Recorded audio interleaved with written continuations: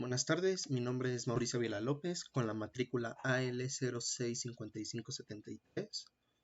Hoy vengo a presentar mi proyecto integrador de Historia de México 2, la oportunidad 4. La introducción es que en este tema estaremos investigando sobre dos gobernantes de México, los cuales hicieron de un acontecimiento famoso llamado la crisis económica. Como actividad 1 tenemos un muy pequeño resumen en el que estaremos contando por qué se hizo la crisis. Bien, aunado a la crisis internacional provocada por la escasez de petróleo, aumentó de forma considerable el gasto público emitiendo papel, moneda sin valor y contratando deuda.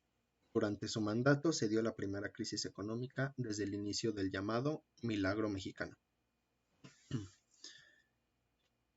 En el análisis FODA tenemos que en los aspectos económicos, los avances en materia económica que se dieron durante su mandato no fueron suficientes para detener ni sobrepasar la crisis económica internacional que enfrentaba el país y provocada por la escasez de petróleo.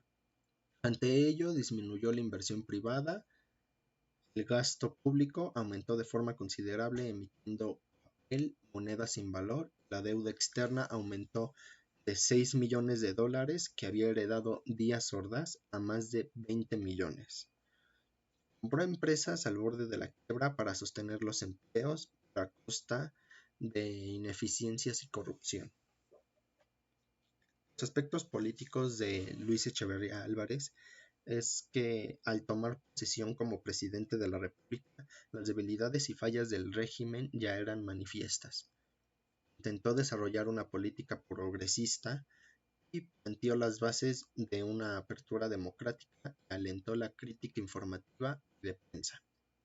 En el ámbito político, la crisis de 1968, el gobierno había perdido su base de legitimidad y tanto al interior como al exterior, pues la estabilidad sociopolítica de la que México había gozado se desvanecía. El aspecto social de Luis Echeverría es que busca la conciliación con la izquierda, incorporando a su gobierno a intelectuales, economistas y líderes socialistas que participaron y apoyaron el movimiento del 68. En el campo se da rienda suelta a invasiones, corrupción y expropiaciones de la alta inflación en comparación con Estados Unidos. Y la incertidumbre creada por el gobierno llevan a una devaluación de la moneda de 12.50 a cerca de 20 pesos por dólar en 1976. Su aspecto educativo es que una nueva ley federal de educación en 1973 sustituyó a la Ley Orgánica de Educación Pública de 1941. Esta nueva ley adoptó la definición de educación como institución del bien común y organizó al sistema educativo nacional para establecer nuevas bases que impulsarán los derechos que todos los habitantes del país para recibir educación con las mismas oportunidades.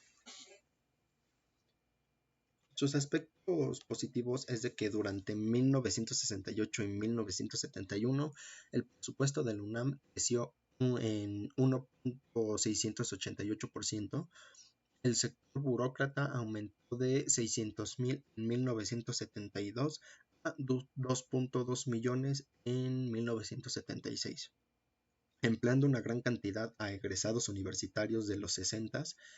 En el gabinete había un 78% de egresados del UNAM, inclusive un líder del 68 llamado Francisco Javier Alejo fue designado director del Fondo de Cultura Económica. Uno de los aspectos negativos de es que el 10 de junio de 1971 tuvo lugar una manifestación estudiantil en la Ciudad de México en apoyo a los estudiantes de Monterrey. Estos fueron recibidos por un grupo paramilitar al servicio del Estado llamado Los Halcones.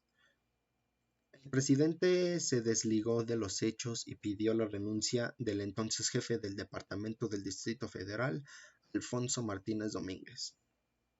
Estos hechos se conocieron con el nombre de el Halconazo o la matanza del Corpus Christi. Aunado a la crisis internacional provocada por la escasez de petróleo, aumentó de forma considerable el gasto público, emitiendo papel moneda sin valor y contratando deuda. El ensayo de esto mismo hemos caracterizado, junto con los de Alemán, Salinas y Zedillo, como uno de los sexenios más corruptos del siglo XX. El gobierno de José López Portillo inició con ánimos de conciliar con los empresarios y los organizadores disidentes, a lo cual elaboró una reforma política denominada Ley Federal de Organizaciones Políticas y Procesos Electorales Sociales. Fue promulgada en diciembre de 1977. Durante el sexenio de José López Portillo, la base de la economía fue la petrolización, es decir, apostar al crecimiento de la exportación de petróleo. En 1976 se descubrieron yacimientos equivalentes a 6.300 millones de barriles para 1979. Se anunció que México poseía 5% de las reservas petroleras del mundo y 3% de gas natural mundial. Para estimular el crecimiento de este producto, incrementó la exportación de petróleo crudo a la Organización de Países Exportadores de Petróleo. Durante la operación del programa se efectuaron acciones en materia de salud, educación, abasto alimentario, dotación de agua potable, construcción de caminos, generación de empleos, electrificación rural, desarrollo agroindustrial y servicios de apoyo a la economía campesina. En términos generales, entre 1970 y 1980, la pobreza total del país disminuyó sensiblemente. Lo mismo el analfabetismo, y un mayor número de personas fueron incorporadas a los beneficios del IMSS y de la CONASUP. Y como ocurrió en otros programas, la crisis de 1981-1982 afectó estos logros y la echó por tierra. El gobierno de Luis Echeverría Álvarez inició en medio de una crisis política que, a pesar de la estrategia que empleó para consolidar su poder político, una de las primeras acciones que demostraron la incapacidad del gobierno para negociar con la disidencia fue un suceso conocido como el Halconazo. Luis Echeverría necesitó una coalición populista de obreros y campesinos bajo la tutela de un Estado poderoso. Además, durante el sexenio echeverrista, el Estado tuvo mayor participación en la economía, es decir, pasó de auxiliar del desarrollo económico a promotor del mismo, a través de la política fiscal, esto en la economía.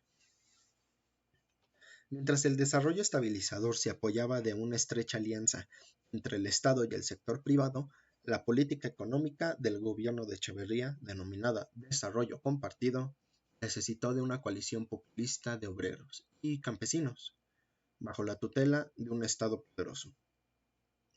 Durante el gobierno de Echeverría, la reforma educativa se orientó a resolver las demandas derivadas de los movimientos estudiantiles, las exigencias de la actualización curricular.